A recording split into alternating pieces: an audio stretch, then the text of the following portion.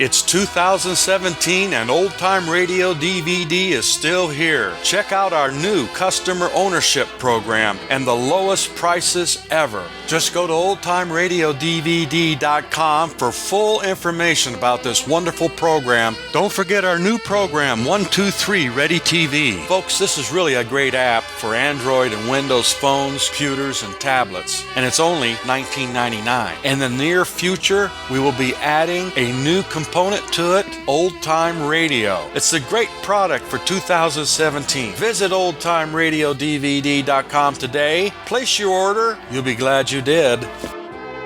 The cast, Mrs. McGee, a charming housewife, her husband, a rather dreary character, and a large wet fish wearing an expression of surprise and horror. The place, 79 Wistful Vista, the home of Fibber McGee and Muley.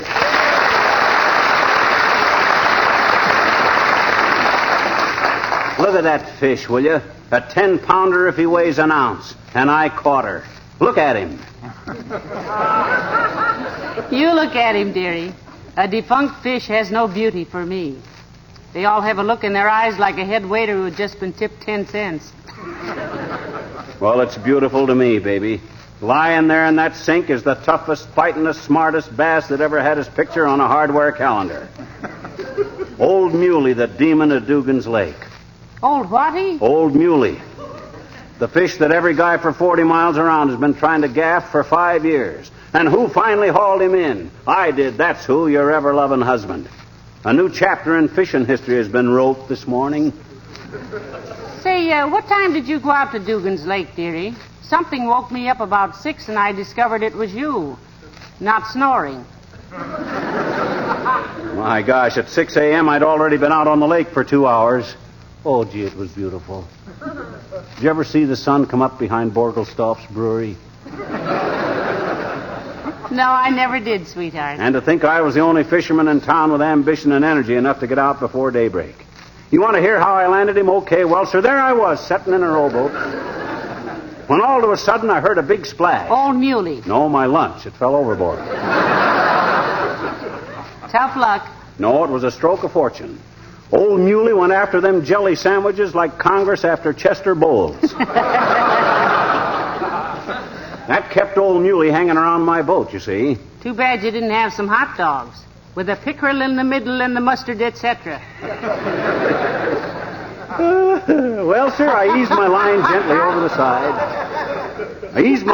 side. And whammo, old Muley struck. What for, shorter hours and longer worms? No, sir, he hit that line like a fat lady at a nylon sale. And using a delicate wrist motion, I played him in and out like a yo-yo. Pretty soon, I could see he was getting tired, and he could see I was getting tired. It was a battle of strength and wits. Well, knowing how it came out, this is sort of like sitting through a movie the second time. Well, sir, there I was, sitting there in the boat, and suddenly it was all over. There he was in the bottom of the boat. There was tears in my eyes, and there is now, too. I was all choked up. I could hardly speak. Well, you're very emotional about catching a mere fish. It wasn't emotion. In the excitement, I'd swallowed my cigar butt. Anyway...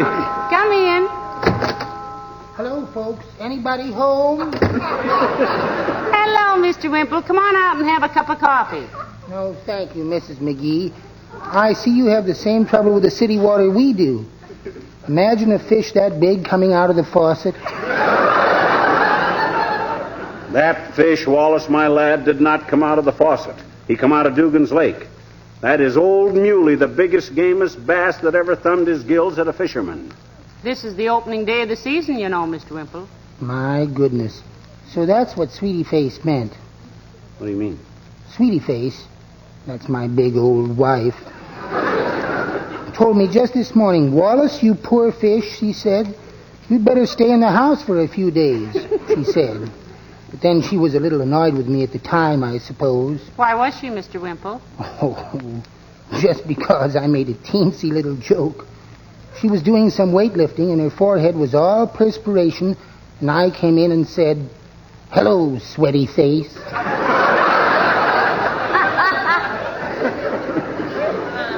That's the kind of remark that'll get your neck tied in a lover's knot one of these days, Wimp. Oh, you're so right, Mr. McGee. Particularly after last night. What happened last night, Mr. Wimple, if you're healed up enough to tell us? Oh, we had another argument, Mrs. McGee. I wanted to go out, and Sweetie Face didn't want me to. But I won. Atta boy, Wimp. You went out, eh? Like a light, Mr. McGee.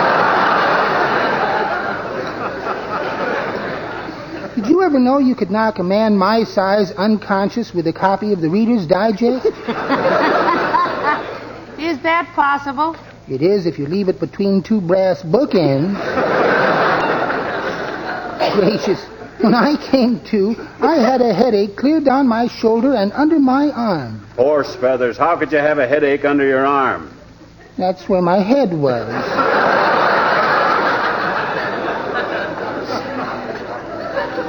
My, that is a big mackerel you caught, Mr. McGee. That is not a whimperel, Mr. Mackerel. I mean mackerel, Mr. Wimple. It's a bass.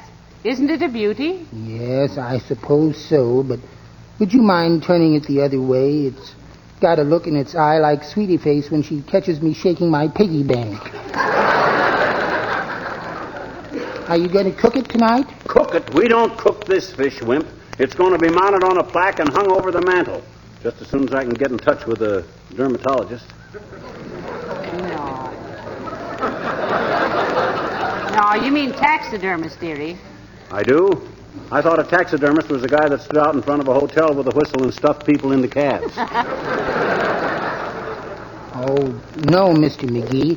Anyway, you don't mean a dermatologist. Why don't I? Because a dermatologist is someone who has made a study of the skin, Mr. McGee. That's what I says, Dad Ratted. I want the skin of this fish mounted for my study. Well, I might as well go home, I guess. I can't win here either. Goodbye now.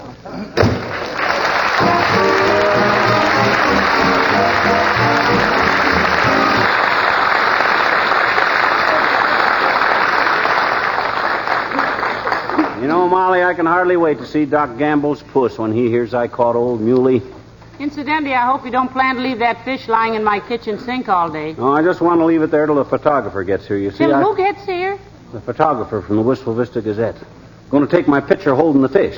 I think if I sit here and hold it on my lap and you stand behind me with your hand on my shoulder and a proud look on your face... No. No, thank you, Pet. Not this time. Come in. Oh, it's Mrs. Carstairs. Hello, Millicent. Good day, my dear, and Mr. McGee. Hiya, Carsty. Did you hear about me catching old Muley? Good heavens, no. Will you be quarantined? Oh, Muley is not a disease, Millicent. It's a fish. In other words, it isn't catching, it's caught. Oh, a fish. The biggest, gamest, smartest bass in this part of the country, Carsty. I got up before daybreak, went out to Dugan's Lake and Jack Robinson. Who's Jack Robinson? The fellow I had this big fish in the bottom of my rowboat before you could say it. You done much fishing, Carsty? Oh, some, Mr. McGee. Mostly deep-sea fishing. Oh. One year, Mr. Carstairs and I brought home a live octopus we'd captured. We kept it in a pool in the backyard. Heavenly days, an octopus is a rather odd sort of pet, isn't it, Millicent? Oh, this was a very intelligent creature, my dear. But it seemed to be at such a loss to know what to do with those 8 long arms that Mr. Carstairs taught it to play 2 tables of bridge. Oh, now, Millie. Oh, it's a fact, Mr. McGee. It was simply amazing to see the ungainly thing shuffle and deal. I suppose the 2 arms that were playing dummy passed the time of the game of cribbage. No, dominoes, my dear. 3 decks of cards were too confusing. Whatever happened to him, Carsty? I presume it was a him. Well, we think it was a female, Mr. McGee. It was always throwing kisses to the gardener. We finally had to dispose of her. Shoot her, Millicent? Oh, no, my dear. Not that handsome, intelligent creature. We sold her to the Chicago police, and she's now directing traffic at State and Madison. Well, this has all been very interesting. At least to me. So nice to have seen you. Good day.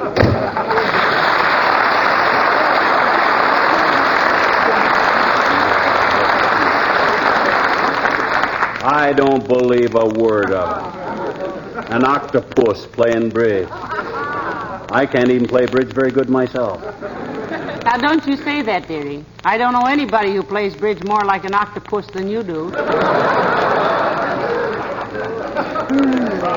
Gee, honest? Cross my heart, when you get to dealing and reaching for the salted nuts, adjusting the lights, straightening the legs of the table, and passing the cigars all at the same time, I'd swear you had 8 arms. Yeah, but I don't... Come in. Well, hello there, Dr. Gamble. Hello, Molly. Hello, Jam Face. Good morning, Lancelot. I'm glad you called because I have a very important announcement. And usually people don't announce things to a doctor. He announces things to them. Well, get with it, Gabby. Okay. Now look, Fatso, you know what I did this morning?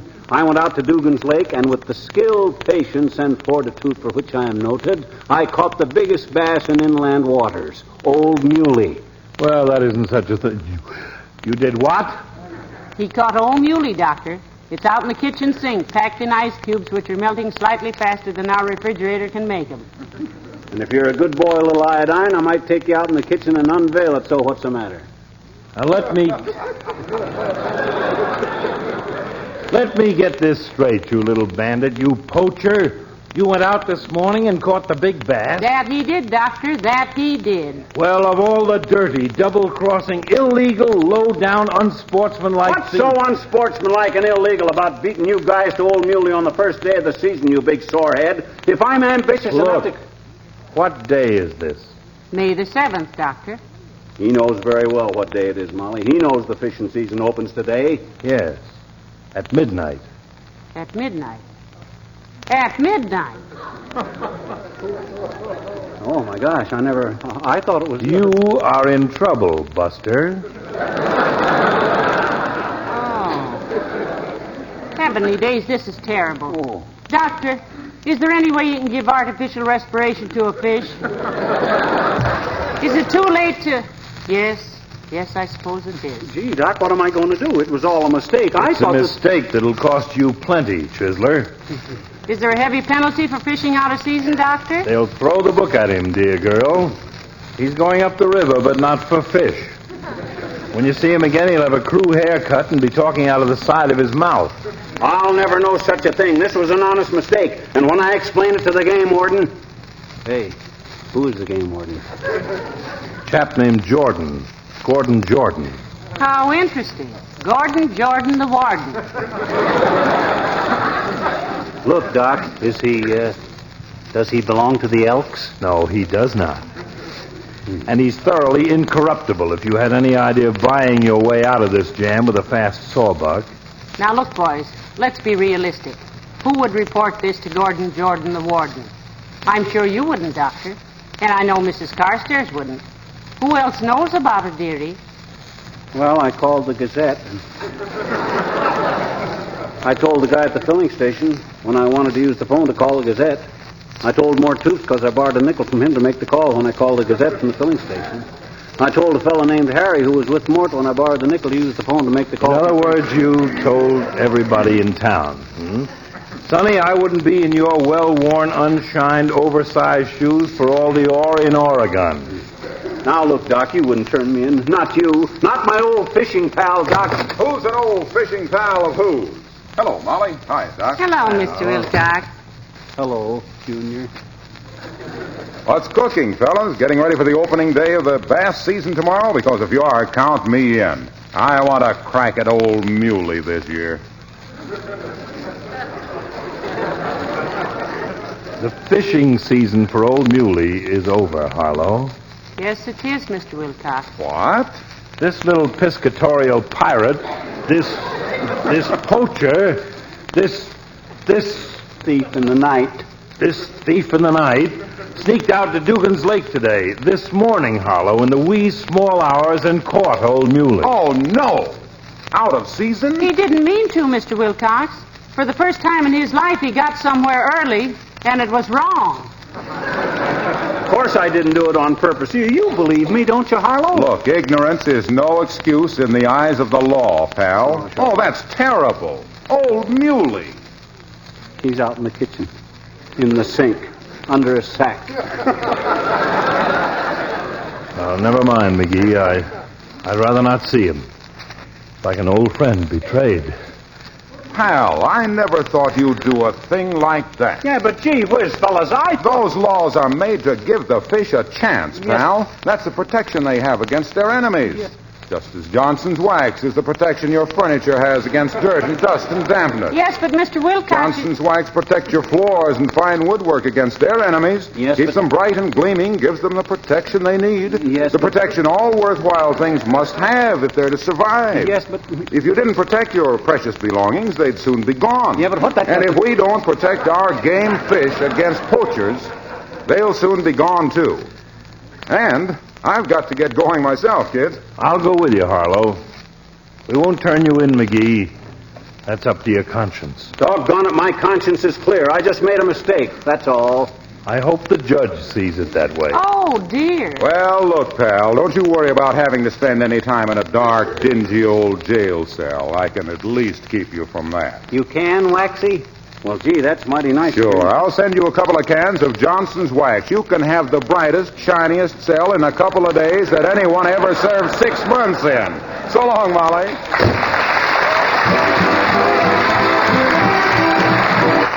Gee, this is an awful mess, Molly. I always been known as a pretty good sportsman. Always put out my fires in the woods. Never shoot a sitting bird. Never come into camp with my loaded gun.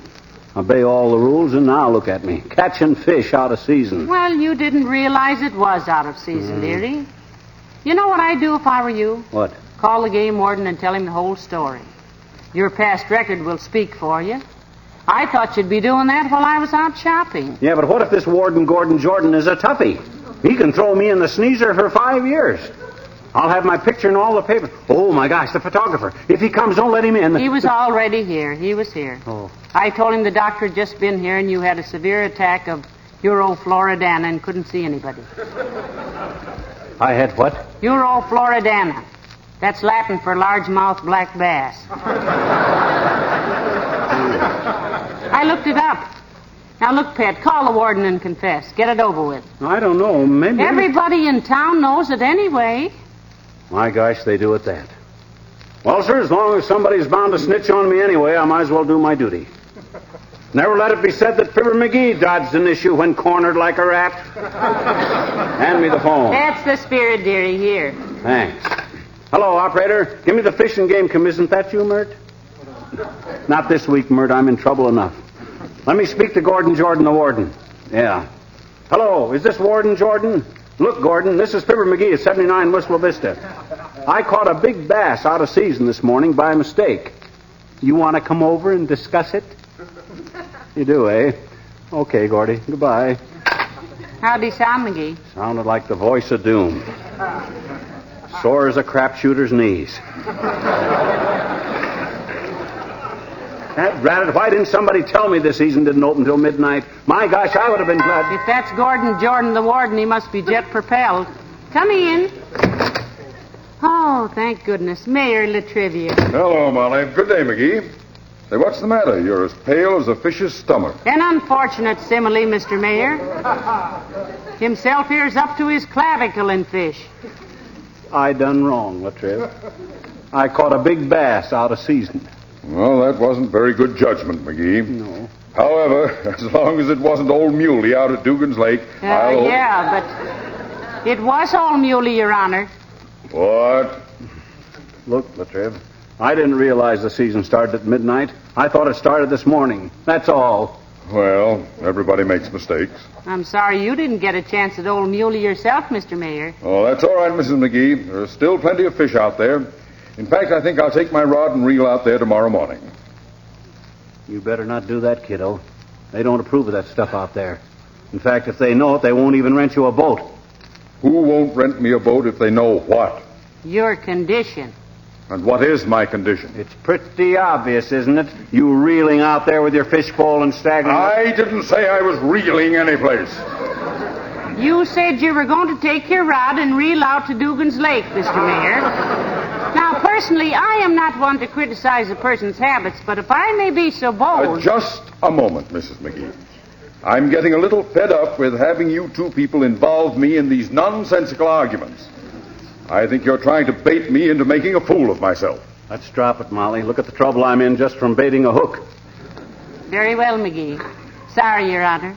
You take your fish pole and go reeling out to Lake Dugan any time you like. Thank you. Now then, McGee, if you'll give the exact circumstances of the case, I think I might influence the game warden to be... Whatever you're going to influence him to do, get ready to do it, Mr. Mayor. Come in. Stop shaking, McGee. This is not a hanging offense. McGee's residence? I'm Gordon Jordan, the warden. Oh, how do you do, I'm sure. This is His Honor Mayor Latrivia. How do you do? How do you do? How do you do?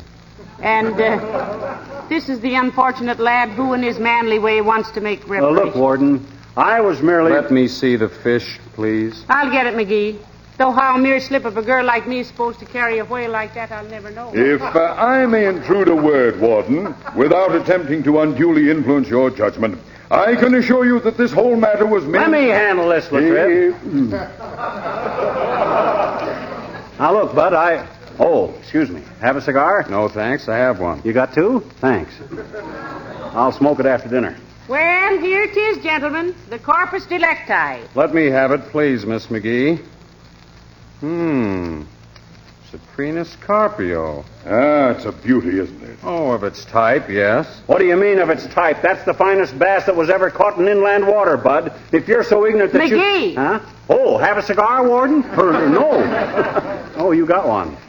How do you fix the fines in cases like this, Warden? So much a pound? Ordinarily, yes. And this is about 10 pounds. Yes, but there won't be any fine. Oh, you mean he has to go to jail? Oh, McGee, you It's can't... false arrest, that's what it is, and by George, I'll not... Please, there won't be any arrest. There isn't even a case. Mr. McGee, accept the thanks of the State Fish and Game Commission for removing this fish from Lake Dugan. What? This isn't a bass, it's a carp. Huh? We've been trying to clear them out of Lake Dugan for 20 years. You can catch all these you want anytime. Good day.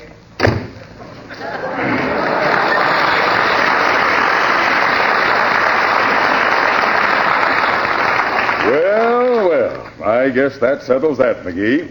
Now I'll reel out... now I'm going out to Dugan Lake myself and fish for old Muley. A good day. Good day.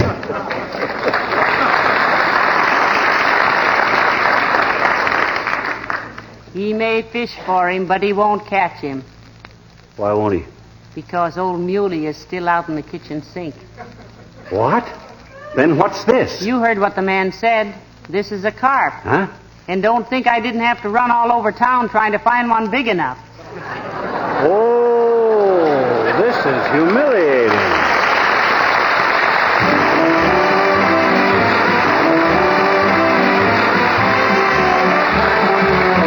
Oh, dearie, this ought to teach you a lesson. It has, Snooky, it has. Next time you catch a big fish like that, keep quiet about it. You have too much in common. What do you mean? What have I got in common with a big mouth bass? I see. Insulting, but true. Good night. Good night, all.